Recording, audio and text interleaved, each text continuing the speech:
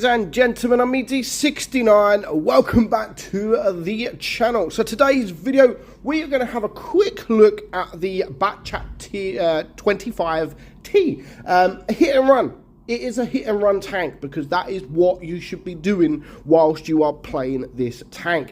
It's a very, very good light tank in tier 10. It's very different, obviously, to the other light tanks that we've got. Of course, it is an auto loader, one of the first light tanks in tier 10. And once upon a time, it was the only light tank, and Wargaming stated like many years ago that there wasn't any plans to get any more light tanks in tier 10, but things change. Things have changed. Of course, there are quite a few light tanks in tier 10 now. But what is the Batchat like? Because when Wargaming started adding all the other light tanks in tier 10, the Batchat kind of got left behind, you know. They were much better. Because this was an auto loader, the DPM wasn't great, you know, it's not got great armor, and it was just falling behind all the other light tanks, because the light tanks now, you're looking at around 3,500, 3,300 DPM, where this had nowhere near that. This had really nowhere near that whatsoever. But Wargaming, over the last sort of a couple of years or year or so, they have started giving this tank a little bit of love. Of course, it's still got no armor. However, you can still get some troll bounces on that turret. It's kind of angled, and you'll be able to get some troll bounces against that turret. Even though it's only 70 millimeters thick and the hull is only 60, you, believe it or not, can still get some troll bounces. But other than troll bounces, you'll be able to be HE'd anywhere from those big guns. So do be careful of those. But as I've said, it really is a hit and run, you know. Get to the enemy, release, dump your magazine, and then get the hell out of there. That is the ideal way of playing this tank. It's got mobility. It's a very, very good tank when played like that, especially if you're coming up against tanks with only 1,000 hit points. You'll be able to dump your load all over their face and then get the hell out of there. So when you start playing the tank like that, it does make the tank a lot more enjoyable to play. So as you can see, 3,000 DPM now. It does have a little bit more DPM than that if you want to run it with the vents, but as it's an auto loader, I probably wouldn't run it with the vents. As you can see here, you'll only gain 44 DPM. A little bit more view range, again, magazine reload time a little bit less, aim time a little bit better, and dispersion, etc. So if you do want to run it with the vents, then again, that is totally up to you. But me personally, I do want to run it with calibrated shells just to get more penetration, because all the other stats are decent enough for what this tank is. So yeah, 3,000 DPM if you run it with the calibrated shells. 13-second reload on your magazine reload, which isn't too bad. It's not too long considering a lot of the other auto loaders, you're sitting around 18 to 20 odd seconds. So a 2.9 seconds magazine reload really isn't so bad. Your shell reload time is 2.8. This is something Wargaming have worked on to get it lower. Wargaming, they wanted to change the tank. They wanted to really lower it, and I think they lowered it to 2.5, but then it did become too strong. The DPM obviously was a little bit higher than it is. They wanted it would have become too strong, so I don't think they went ahead with that. I think we tested it, or we trialed it on open test, I believe, but yeah, it would have just been probably a little bit too strong. But that was before we had all these light tanks. That was before we had all of these light tanks. So now I really think that they could drop the reload to 2.5, or have it as maybe 3 seconds shell reload time, but give it another magazine. Give it another shell in its magazine, so it has 4 shells.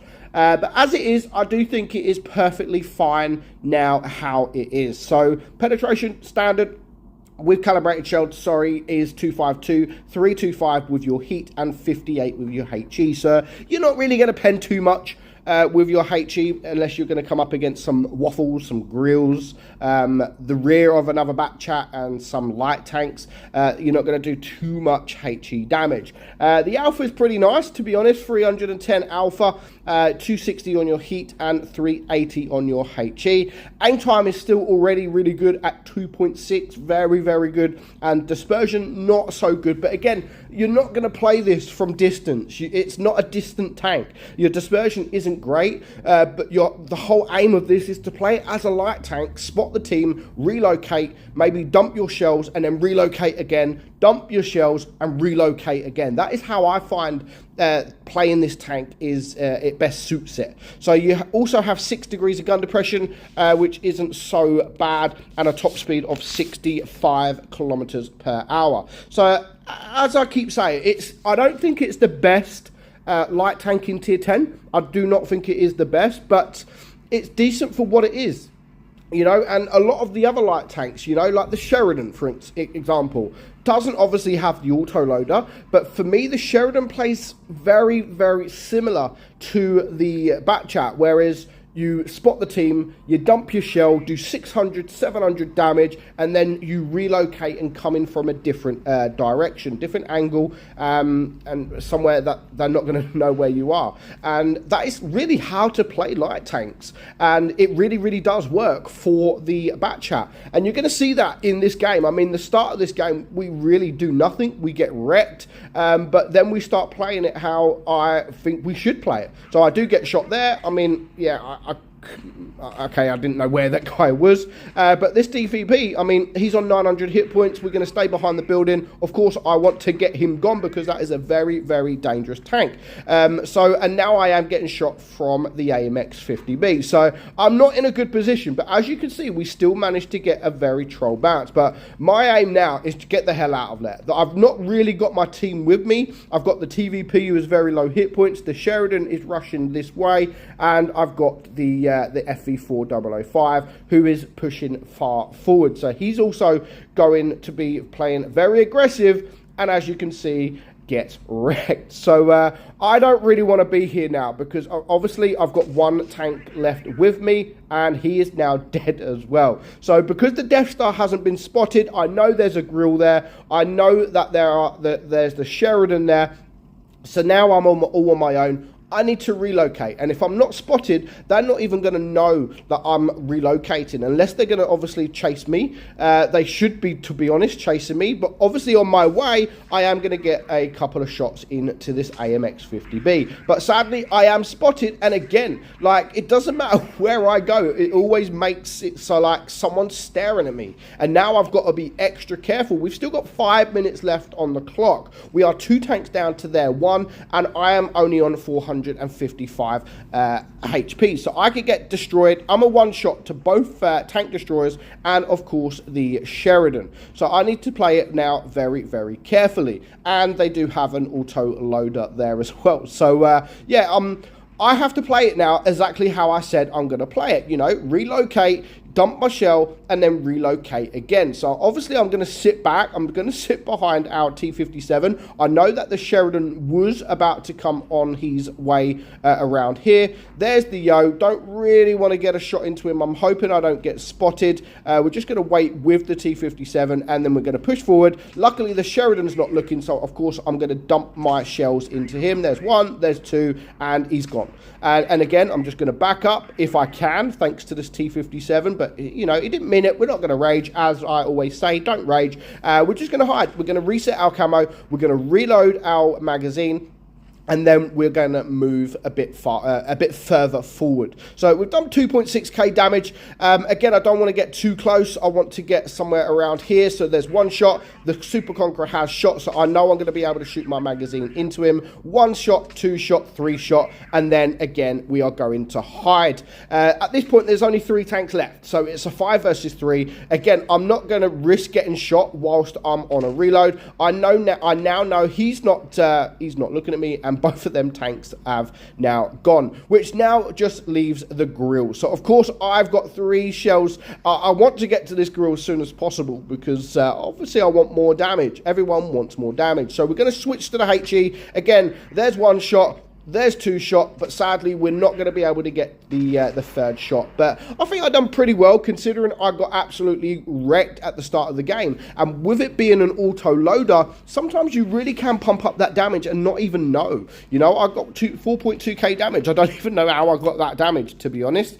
But here we're going to have a very, very good game. Not quite as high as some of the other replays that we are going to show you on the channel. But I think this guy does absolutely really, really, really well. So Keo Plays What Blitz is going to show a good example of how to play the back chat. Now, I know that I always say it's a hit and run tank, which it is. Like, without a doubt, hands down, it is a hit and run tank. Dump your shells and piss off. But obviously, I'm not just going to say that, do that all the time, because there's still going to be opportunities for you to take shots. And if you're just going to be in a certain position, like this, let's just take this position for example.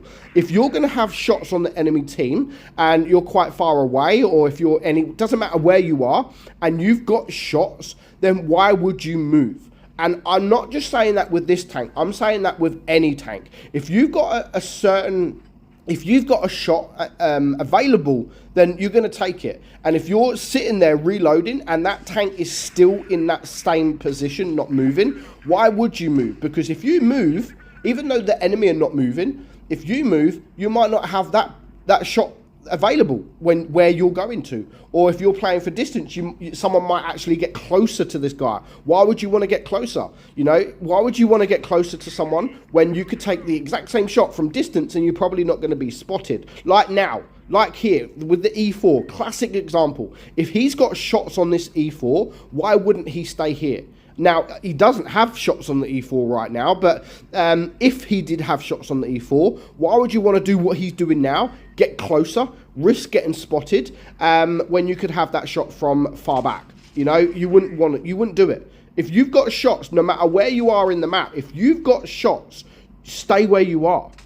You just stay where you are. It doesn't matter what tank you are in, whether you're the other side of the map or what. If you've got that shot to take it. Don't sit there and say, nah, I'm a bit too far away, I need to get closer. If you've got the shot, take it. No matter what tank you are in, you have to take it. Now, that there was a very, very nice shot into the E100. That track on the E4, again, was a very, very good track, because if the E4 did start to turn and face him, he would have had the time to get away. So, no, he's not looking at him, so absolutely perfect. He's now just going to use his the mobility to get around. He's going to track him again. And again, these tracks are absolutely amazing because he's keeping him there, and it gives him the opportunity to run away. Yes, the E4 does stare at him. He made the right choice. The E4 did make the right choice. He had either the guy in front of him, the Conway, or he had a rear of a back chat where he can shoot HE. And of course, he went for the back chat. So well played to that E4. Sadly, he does die. So our guy in this back chat right now, he's on 3 kills and 4.1k damage. Now, he is about to reload his magazine, and there is 1 tank to the right, and the rest of the 3 are in the middle here. So he's going to ignore that tank to the right at the minute and go for tanks again that are not looking at him. Now, there's the IS-7. He does get away with that one. And again, he's going to dump his magazine. He's going to start and just hide to see what's going, to see what's brewing. You know, he's planning his next move. And that's what you should do on an autoloader. Plan your next move whilst you are reloading. So now he's actually reloaded. He knows exactly what he's going to do. So there's 1 shot against the Jaegeru. There's 2 shots. And he's got that cover. He's going to wait. Yet he has the opportunity to get that shot off, and there goes the Jaegeru. So 5.7k damage. Again, he's hiding whilst he's on that reload. He's not taking any chances. They could potentially still lose this, but it doesn't look likely. And again, he's got the shots on the E4 here. There's 1, there's 2. He's going to just go forward, see if he's looking, and there's 3. So now he is on 6.4k damage. He can still take a shot from one of these guys.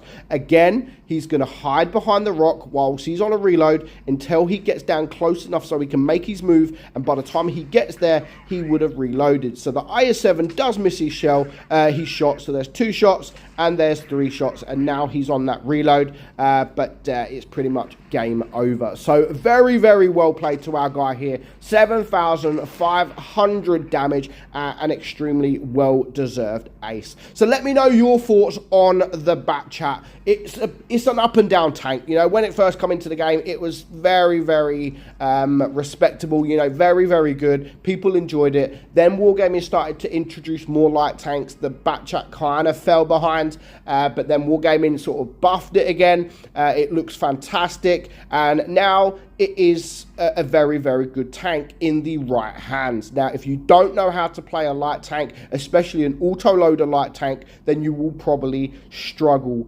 driving the Bat Chat. But let me know your thoughts on the Bat Chat. Is it a tank that you like? And is it how do you rate it with the other light tanks in tier 10? So hope you enjoyed it, guys. I'm meadsy69, and I'll catch you all soon. Bye-bye.